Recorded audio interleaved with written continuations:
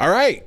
Welcome to the Thursday Scorched Earth podcast for February 6, 2025. This is the sports section. I'm JT. Please hit the like and subscribe buttons. We really could use the support. Leave your comments. We're going to go across all the things that are in the world of sports in this Thursday morning. Jimmy Butler went to the Warriors for Wiggins and Anderson. I really have a lot of empathy for Golden State. They've done it right. They built a great organization. The problem is, it's the exact same problem my Celtics had in the late 80s. Everybody gets old at the same time. And you really can't put that genie back in the bottle. And the Warriors made a run at KD, and he said no. Tell me there isn't some bad blood going on. And I will tell you this. I was working in San Francisco when they had that final, I believe it was 2018, against the Raptors. And I think this is why KD didn't want to go back. Nobody else is telling you this, but there was so much pressure on him to play in that series. He had a strained hamstring, and I guess we all know, you're sports fans, the big threat is to blow out your Achilles. And he succumbed to the pressure. He was a team player. He wanted to help the squad. He went out there and blew out his Achilles, and he lost a year of his career. You know, when they talk about these guys don't care about the team, right there's example one. That guy literally gave up a year. I don't want to hear this BS about, he got his money anyway from, New York. And you know what? The guy didn't get the ball for a year. He blew out his Achilles. Yeah. When you have that, it's not about the money now. It's about the legacy. And there's, another 2,000 points he's not going to add to his total. He just passed 30,000. I'm sure he would like a shot at 40,000, but that guy laid it on the line, and I felt like that city kind of turned on him. I thought they definitely never adopted him like they did Steph Curry. I think that's why he said no, put the middle finger up. I don't really know what the Butler trade does. I think Butler is, he got Miami to 2 finals. The guy's an incredible player, but he isn't what he once was. He has less touches than he's ever had in Miami this year. He did turn down his player option, did sign a 2-year, $111 million extension. And I really applaud the way Golden State thinks about things. I don't agree with what this move is, but they are not afraid of spending money. I wish my Red Sox were like that. They are like, we're going to go all in. We're going to find out what this does for the second apron, but I don't like the move, straight up. I'm not sure what the other move was, but I think hitching your ride to Jimmy for 2 years and $111 million, and really, yeah, he's good at getting baskets at the end of the game, but man, good luck. Good luck getting there within 8 points. Steph's getting old. The Rolling Stones need to retire here. From the what the F, the Lakers get Mark Williams, very productive center from the Charlotte Hornets, gave up Dalton Connect, Cam Reddish, and the 2031 unprotected first-round pick. How do they have all these assets after the Luka trade? I mean, really, how did Nico, and like I've told you, if somebody F's up, they're going to get called Nico. How did he not make them put this on the table? I mean, at some point, did Rob Pelinka go, I'm not going to include that 2031 pick? Like, really? It's bluff poker to the most asinine degree ever. How do the Lakers keep doing this? How do they have these assets to get this guy? I'm telling you something. If I see them in the finals against the Celtics this year, I am literally going to be projectile vomiting for literally a week. I got to get back to baseball. Pete Alonso signed back with the Mets for 2 years, $54 million. I wonder if he regrets not signing that 7-year, $160 million contract a couple years ago. I will say this. I like Pete. He is a New Yorker on the wrong side of 30, but he has hit 226 home runs since his 2019 debut, which is second behind Judge's 232. So that guy is the right-handed bat. I was kind of hoping the Red Sox would get him, but, really we don't have a place for him with Devers and Cassis. And, I think of everything in the prism of the Red Sox, so please forgive me. The Raptors acquired Brandon Ingram. I don't know what they're doing. He's been out since early December. When he does play, he's really good. His numbers are really impressive, but he doesn't play. He's an unrestricted free agent this summer. I got a funny feeling this is just a cap dump. Let's go. And finally, De'Aaron Fox debut after the trade from Sacramento to San Antonio was spectacular. 24 points, 13 assists, 5 rebounds, 3 steals. Just utterly spectacular. And, I don't know if many of you have watched the San Antonio game. I watched the game tonight, and there really is no way to describe Wembanyama. I mean, nobody comes within 12 feet of the rim. I mean, they post some guy up, and when they post it to him, I'll tell you what's going on. He's just whipping it out to a guy in the three-point line. That's why they can be so good defensively, because they can gamble and gamble and gamble, and they don't have to pay the price because they got that monster back there. I saw a couple of layups that Atlanta did, and they were almost Michael Jordan-ish. One of the things that seemed like Atlanta was doing was using the rim, right? But it was literally like we had to lean in and do the Jordan thing and bring it back on the other side. And I was like, man, that's the only way you can get it down on this guy. This guy is just a freak on a freak.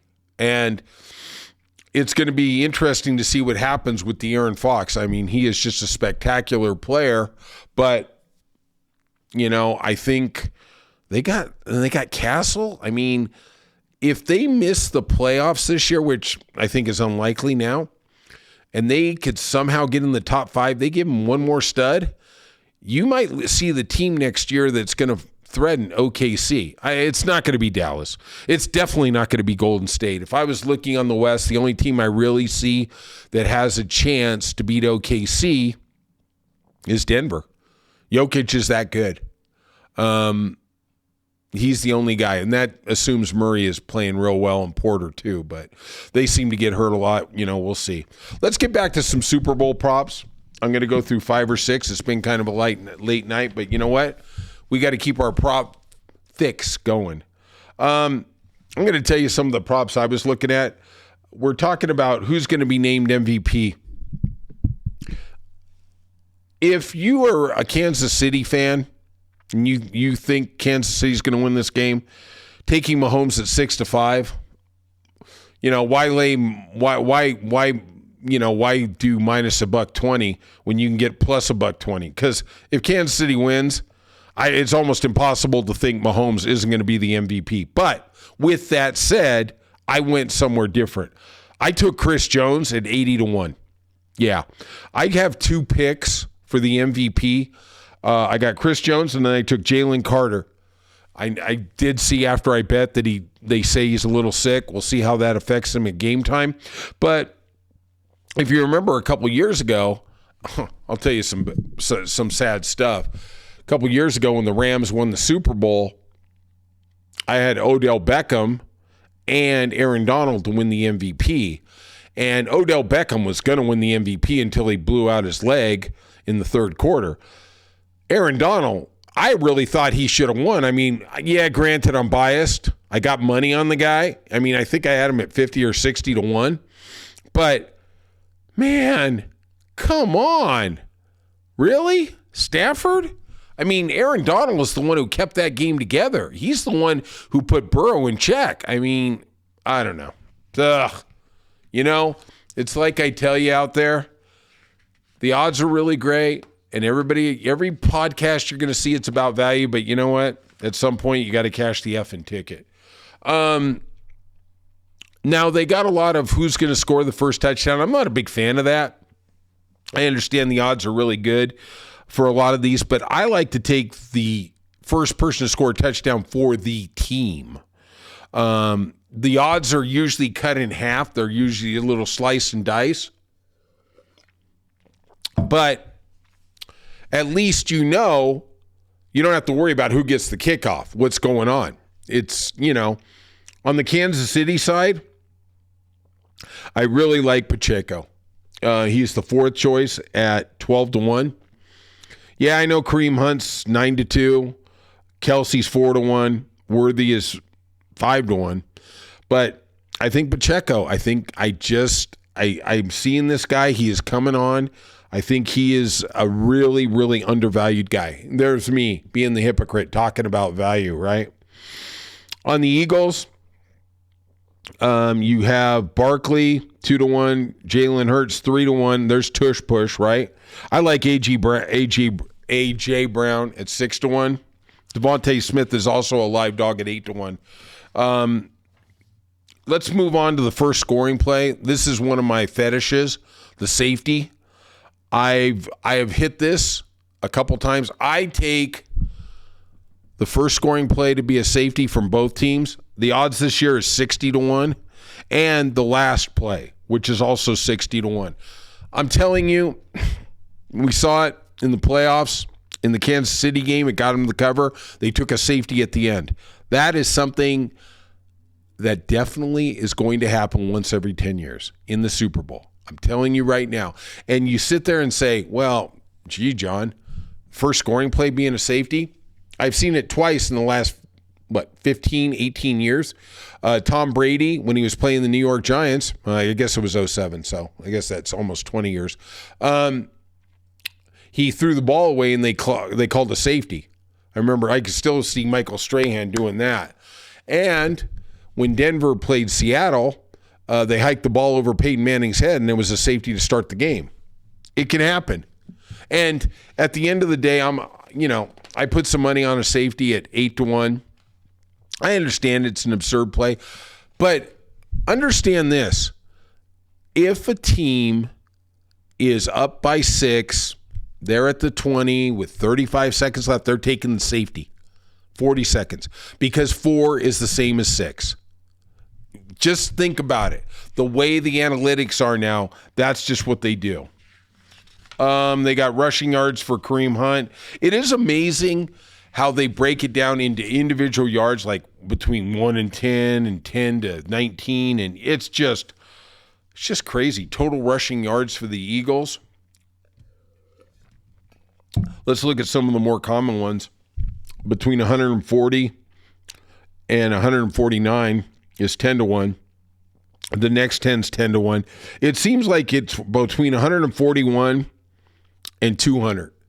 That seems to be where the book thinks it's going to end up. Saquon, Jalen Hurts. Don't be surprised if Jalen Hurts really bust one out. I remember a couple years ago when he played, I had a prop. Will a quarterback get a rush over 25 yards? And it paid like 3.5-1 plus 350, and they both did. These guys are smart. Mahomes is, and especially Mahomes. That I've seen that stat out. I think it was 21.5 yards at Circa, and it was like plus 300. So there's something to look at. Finally, I'm going to talk about the correct first quarter score today. Eagles 0, Chiefs 0, 8-1. The one I like, Chiefs 7, Eagles 0, 8-1, and the converse of Eagles 7, Chiefs 0, that's 8-1. I like those two. Typically, what happens in the Super Bowl is they score a touchdown the first play or the first drive, or their first scoring play is a touchdown. If you notice, most of the time in the Super Bowl, there's a lot of jitters. There's a lot of stuff. They typically will punt on the first play, though. On the first series, they usually get 2 or 3 first downs and then punt. It's because the nerves are that crazy. It's also what I told you the other day about be very, very alert to an incomplete pass being for their first pass. I heard it on the Bill Simmons podcast. They were saying it's a lock to get a completion. Yeah, I know. 5 out of the last 7 years, they've had a completion, and they try and do it small, but I don't know, man. I've seen Tom Brady throw incompletes on his first pass attempt. Just something to put out there. I'm going to have all my bets for you on Saturday night / Sunday morning, but keep it cool. Hit the like and subscribe button, and I will talk to you tomorrow.